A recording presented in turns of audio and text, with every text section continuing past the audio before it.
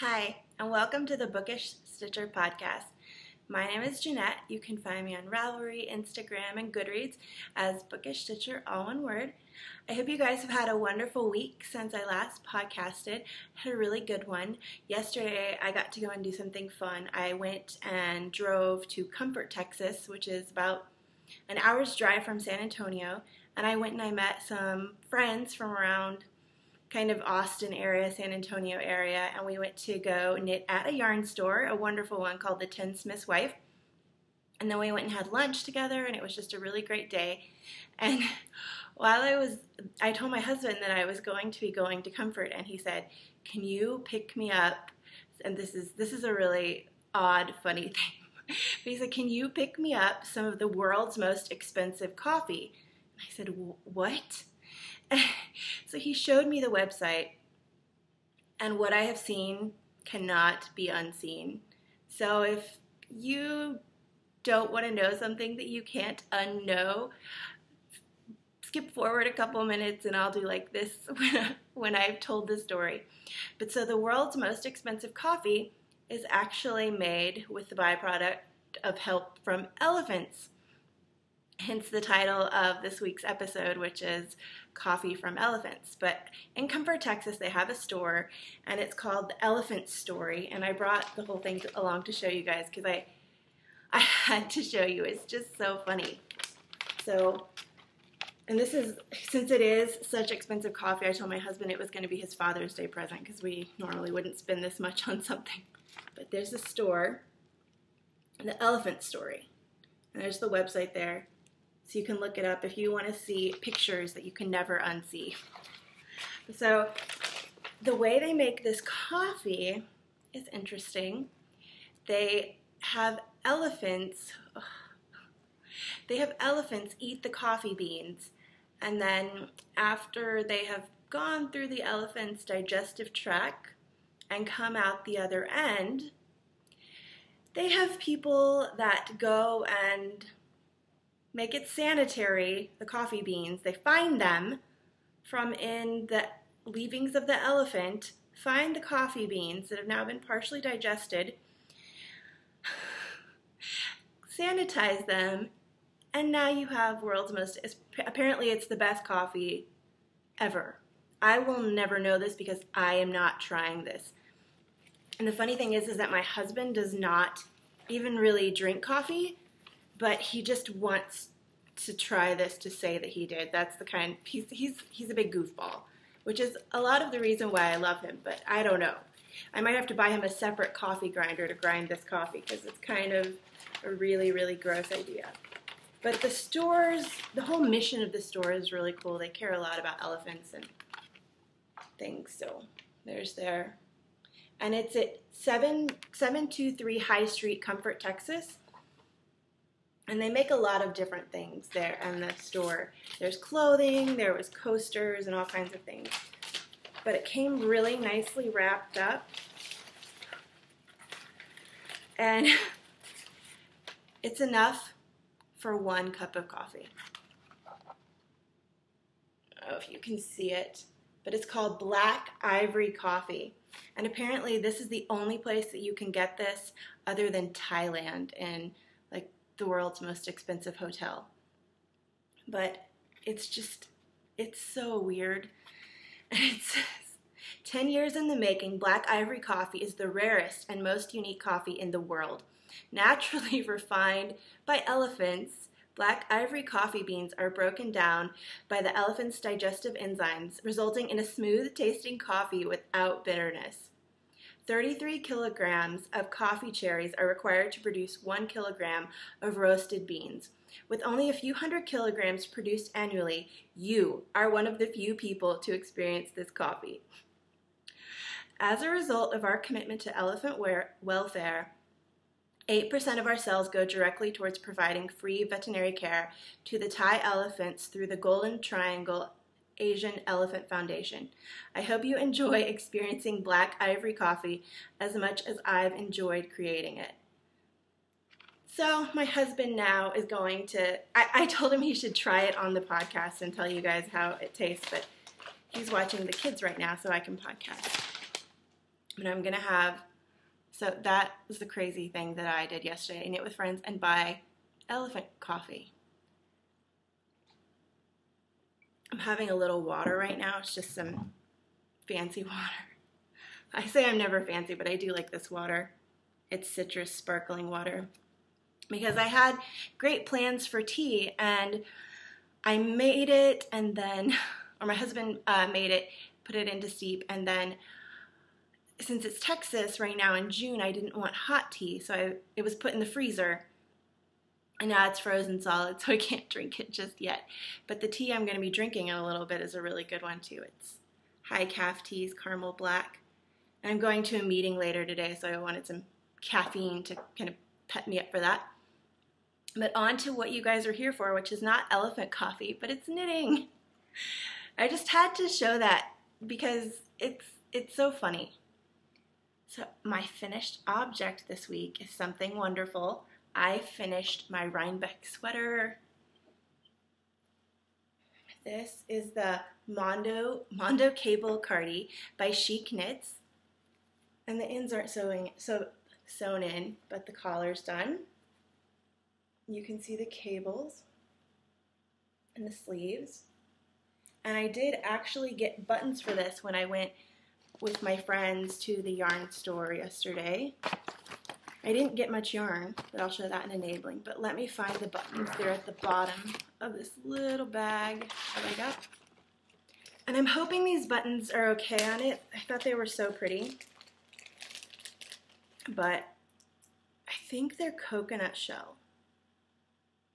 Isn't that pretty? And they're pretty big, as you can see. So I think the pattern normally calls for 3 buttons, but I just got 2 because they're so large. I didn't want to overwhelm the sweater. So I'll be sewing those on and kind of looking and seeing how they look. I wanted, since the yarn is so like very elegant and kind of dainty to me, I wanted a button that kind of had that same feeling. So I got these, and hopefully they'll work out. If they don't, they would be cute as a button on a hat. Now, the yarn for that, like I just said, that really elegant yarn was Mustache Yarns in her Targhee sweater, and it just took 2 skeins, so it was great. Purpose for that yarn was wonderful for making a sweater. Now on to my whips. I have 2 new things to show you guys. I actually have 5 whips, and I'm going to make an excuse for that because I like to typically have 3, maybe 4 whips going, but I went out with friends yesterday, so I needed a just plain stockinette thing, and none of my projects fit with that, so I had to cast something new on. So this is in my Freckled Whimsy bag, and it's my Susanna Icy Spring Fling Mystery Shawl, and it's out of some Desert Vista Dye Works in their gradient, one of their gradients. And I have only the last clue left, so this will be done this week. And the clues are so tiny now that they take no time at all. So this was done Monday in like half an hour. That's the shawl, and you can just see I've just started to get into the blue. And I'm very hopeful that I will have enough yarn left. I have, let's see if I have, yeah, that much. And it's kind of an indigo. It's looking black, but it's not quite that dark. And I don't think there are any more beads on it, so I don't think I will be needing any more of the beads that I bought.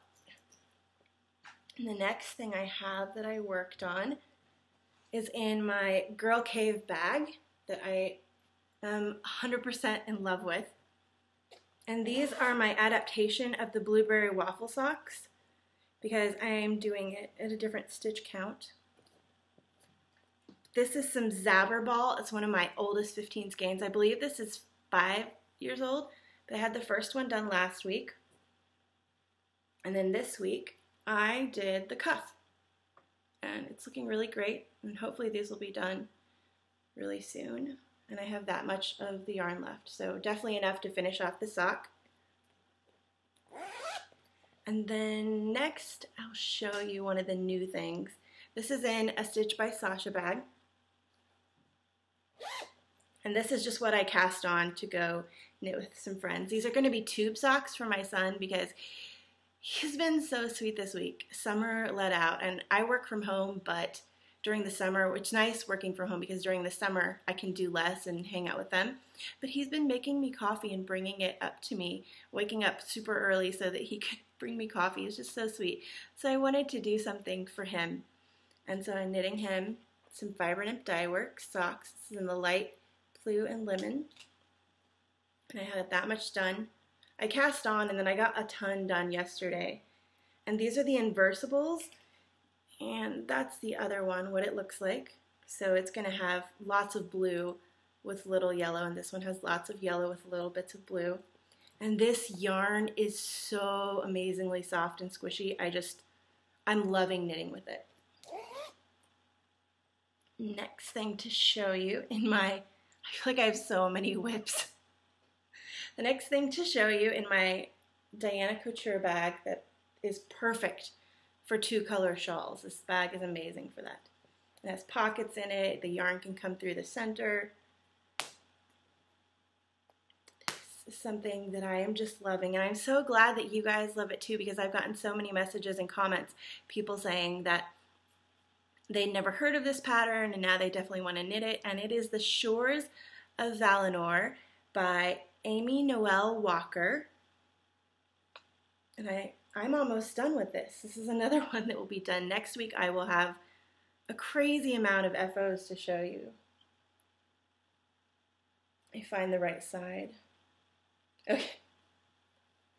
There's the stripe section. It's a mystery knit along done about a year ago, I think, but it was done in 4 clues. And the thing I also love about this pattern is that at the top of each clue, she gives a little excerpt, not an excerpt, but she kind of writes her own idea of how the pattern is forming. So this part she talks about leaving the sail, casting off to go take them to the next land, and then beautiful diamonds. She talks about, I think, a star guiding them, and then there's the gray that I got done. Let me see if I can hold it up for you guys. But it is so pretty.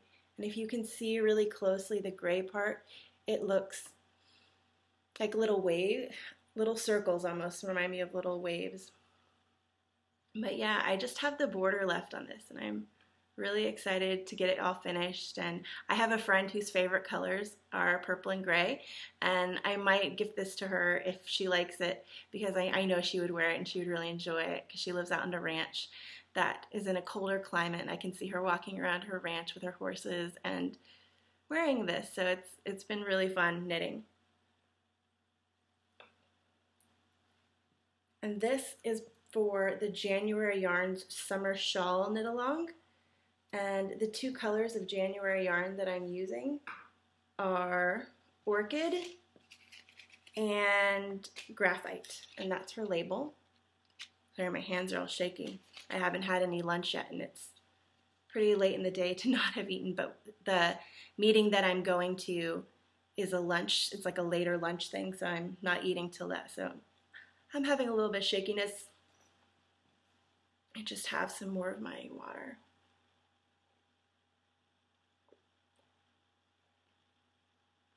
And the last thing I have on the needles is a new thing, and it's in a new bag because I only had one sweater size, very large sweater size bag, and I needed another one. So this is in a Bags by Awesome Granny, and it's gray with pink llamas, and you'll see why in a second. I kind of like to match my projects to my bag. This is another reason why I have so many. But this yarn is some yarn that I got at SSK, the knitting retreat I went to last summer, and I'm going again this summer, so I'm trying to use up as much of my SSK yarn as I possibly can before I go. And so I got this. Let me see if you can see it. It's Jinx Yarn Single Merino, and that's the info. And I got this last summer with the specific purpose to make the Hitofude shawl, the Hitofude sweater, which is by, let me see, I looked it up on here, Hiroko Fukatsu. hope I'm saying that right with my newly acquiring Japanese skills. And then this pattern was actually sweetly gifted to me for my birthday. I had it in my queue and it was gifted to me in March, so I've been knitting through some of the patterns that were gifted to me for my birthday. And it was gifted to me by the Sticky Stitch, so thank you so much. I'm enjoying knitting it so far. And let me show you how much I have. It looks really, really pretty caked up. So pretty.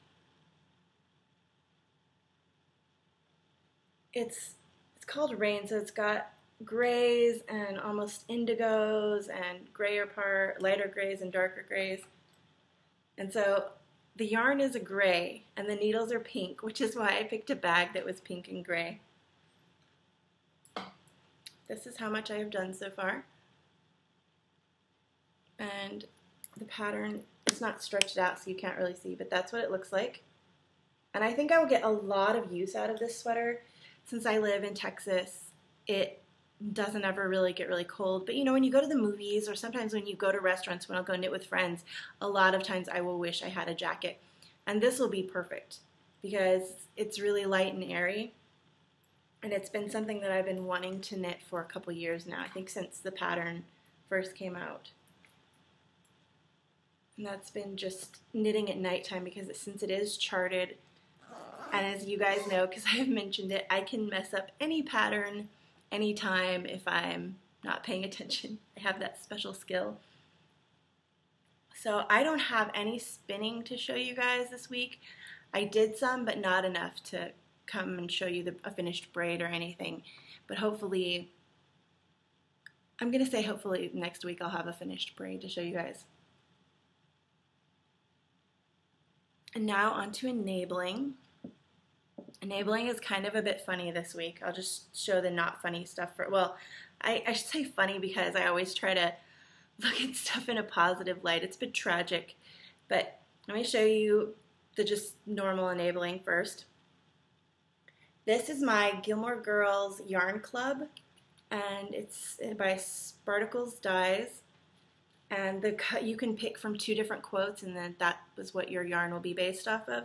I picked Luke's Sunshine, and it's her Joss Whedon worsted, 100% superwash merino, 218 yards, and it's really pretty. And this club, I think, has provided me with a lot of great yarns that I can use for baby knitting, because I probably wouldn't wear anything for myself in these colors, but little baby hats and booties and stuff like that. And I now have a whole bunch of yarn stashed up for when I need to make stuff for friends. And then I did get some yarn at the yarn store, but I was really good. I didn't feel tempted at all. I wanted to get something because we were sitting there knitting for hours, and I kind of feel if I'm sitting, taking up space and drinking somebody's water and having somebody there bringing us coffee and tea because a whole big group of us came, that I want to at least buy something to kind of, you know, because I'm there. It would be like going in a restaurant and sitting and not ordering food. So I just got a couple little skeins of My First Regia. I got 2 of each color, so there's 2. And these are just a little over $3. Couple dollars for that, and they're going to be socks for my daughter because she wants some socks when she saw that her brother was getting some. And this is the other color that I got. It's really pretty. So that was all the yarn that I thought I was pretty good to go in a yarn store and spend just over $10 for those. That's pretty good for me. And the buttons. But so the next thing in enabling turned out to be a happiness, even though at the time I was very sad. We have cats that we adopted from an animal shelter. They're siblings. They're 3 Russian blues. And they're allowed in all the house except for my room, which is where I keep my fiber and all that kind of stuff, because they're very, one of them, the 2 other ones are pretty good, but the smallest one, the runt of the litter, is very destructive. Very, very destructive. You leave a glass on the counter, he will knock it over without fail. And so we keep the door to my room shut. But I think my son went in there and didn't shut it properly, or something happened, and it got left open. And as soon as I came upstairs and saw that it was open, I was immediately afraid for my fibers. Like, it's gonna all be ruined. It's all gone. The fiber was okay, but the cat got into my project bag. I had them in like a little basket kind of lined up. Got into my project bags. I have no clue why. It just shows the project bags over the fiber. But he got in and got a few out, and you know how they have the cat scratching posts, or we have cat scratching posts and the cat scratching pads? He apparently decided that some of my project bags were cat scratching pads, and ripped them to shreds. Just gone. And these were some of my older ones, so I'd had them for a while, and I did get to use them and love them. But the sad part about it is that since they are older, a lot of these bag makers are no longer making bags. I can't get ones from these people ever again. They're just gone. So I did go on Etsy to look and kind of retail therapy myself some new bags. And Yarning for a Smile had just liked a bag maker. And I went to look at her bags, and I fell in love and got two. I might have gotten one for you guys that I'm not showing, but still later. But these are so cute.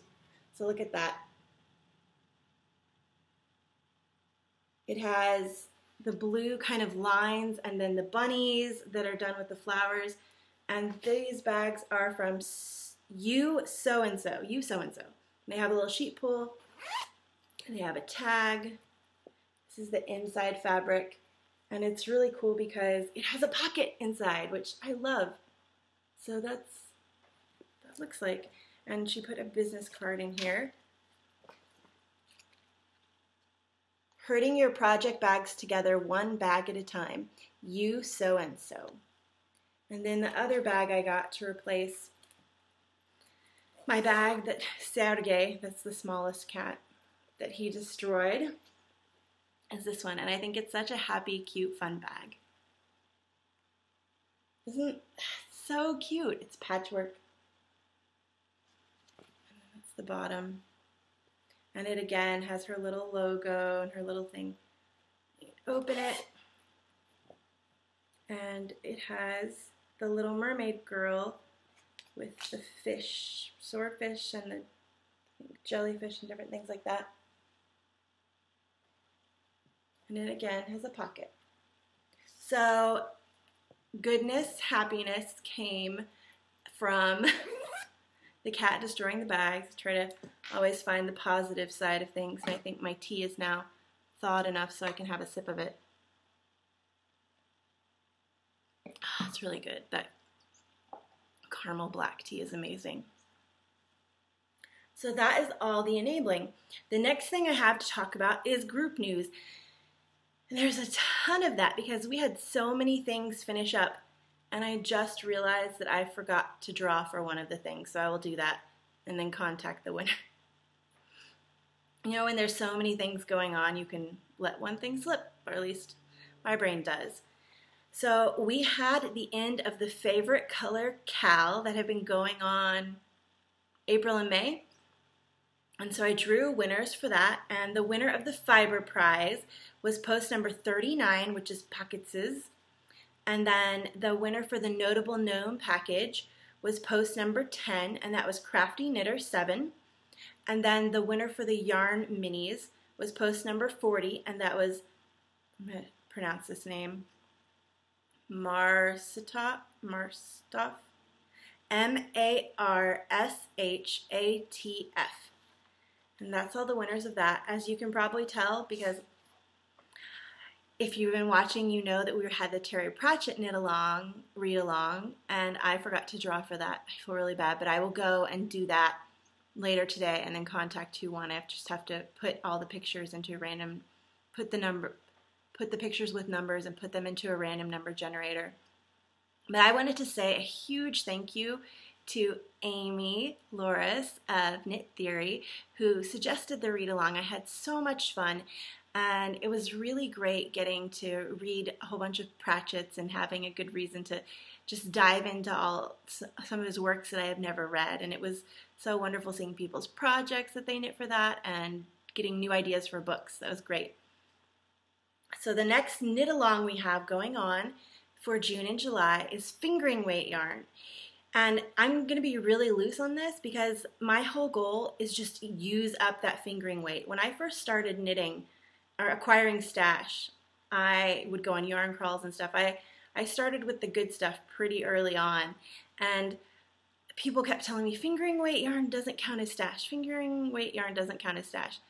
But I've come to the opinion that once you acquire enough of it, it completely counts as stash because it takes up room, and I have more fingering weight than any other weight of yarn, I believe. So my goal this summer is just to get through a lot of it. So I don't care how you do it. Hold it double, hold it triple.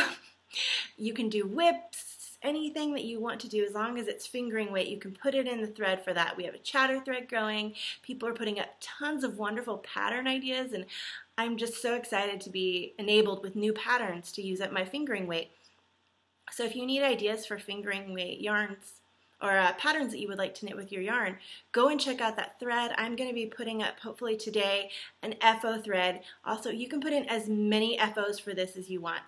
Fill up the thread. It's going to be a great summer of using up our fingering weight yarn, and I'm really excited. And we have some wonderful prizes.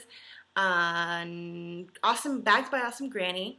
She told me that she was going to donate a medium-sized bag. I just have to get in contact with her, and I think she's sending it to me, or maybe she's going to send it out to the winner at the end, but I'll find all that out.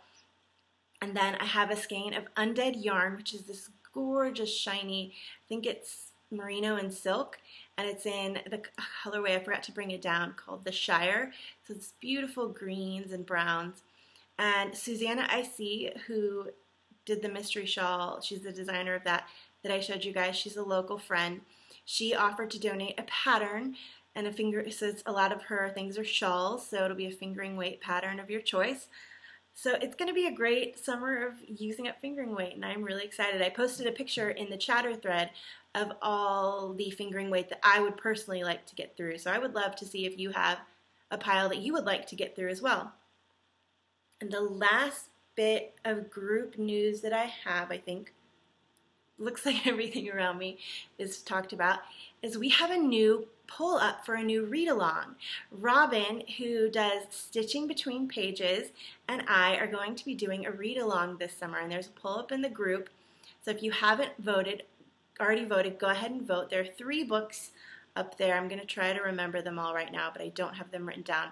But you can go there and find them all. There's Cat's Eye by Margaret Atwood, there's The Paying Guest by Sarah Somebody, and there's The Girls of the Atomic City. So a history choice, and then 2 fiction choices, and it's really great. Robin and I have very similar tastes in books, and it's been such a happy coincidence. It's like one of those things where just because of a random thing that happened, you meet each other or get to know each other, and it's turned out to be so awesome because she is so awesome and so sweet, and we have such similar taste in books. And it's just been wonderful talking with her on Ravelry, and I'm so excited for this read-along, and I hope you all are too, and I hope everyone will join in and get the books from the library or from wherever if you have it already sitting on your bookshelf, but just go and vote, and I think we have another week till I announce the book. So next June 14th I'll announce the book, and then we'll have a while to go and find the book. So that's going to be our summer reading book club, book read-along. And that is everything except for this week's book. So you know what book I had to pick, right? Because I did the coffee that was from Elephants, you can probably already guess what book I'm going to be reviewing. And I had to review this book because so many times I'll want to review a book, but I have such a hard time. I like to do a little twist off the title of the book with the episode name. And so many times it's really hard to kind of make them work together. Sometimes I'll just, if I can't make it work, I will be like, okay, how many words are in the title of that book? 3, okay, then I can have a 3-word title. So it's just kind of a word game play in my head. And my husband will help me with that occasionally because he is the word game genius. So the book for this week is Water for Elephants by Sara Gruen. I'm going to say that wrong. But I read this book years and years ago when it first came out, and it's a really good book. It's about Jacob, who is a young guy who is in school to become, he's in like medical school to become a vet, I believe, and he's almost done. He just has his final exams left, but some family tragedy strikes and he's not able to finish. And just a whole bunch of stuff goes really wrong with the family, and kind of finds out that he's in a different predicament or a different place in his life than he originally thought he was. And he ends up from there, through random happenstance, going to work as a vet for a circus. And it's not one of the big circuses, it's kind of a third-rate circus, one of the smaller ones. And he just needs something. It's during I believe it's set right before the Great Depression or right after, around that time period. So jobs are scarce and he needs money. And during this time period, a lot of circuses are also going out of business. So the circus that he's the vet for gets an elephant from a circus that went bankrupt. And he forms this attachment with this elephant. And the owner of the circus, the ringmaster, he is a very charismatic guy, but he's also not nice and very domineering. And he has a beautiful young wife who also forms a special relationship with the elephant. And Jacob and the young wife kind of start to have romantic feelings for each other, and because the husband's just kind of awful.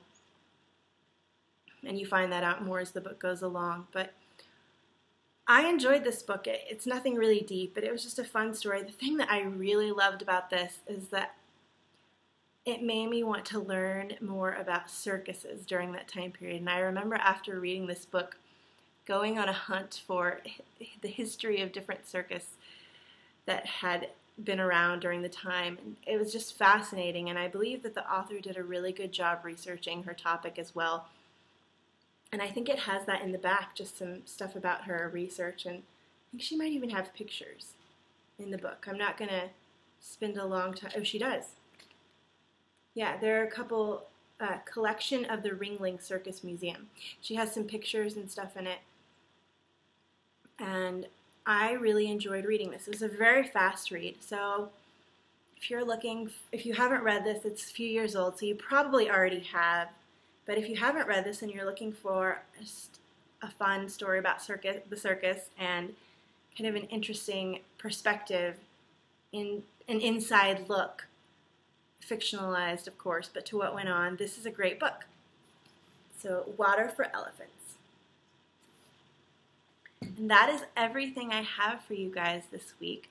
I am going to finish my tea, pack up all my stuff that I have scattered all around me, and head off to my meeting, and then I will upload this video later this afternoon when I get back. But I hope you have a wonderful week and that you get to do all the things you love. Okay, bye.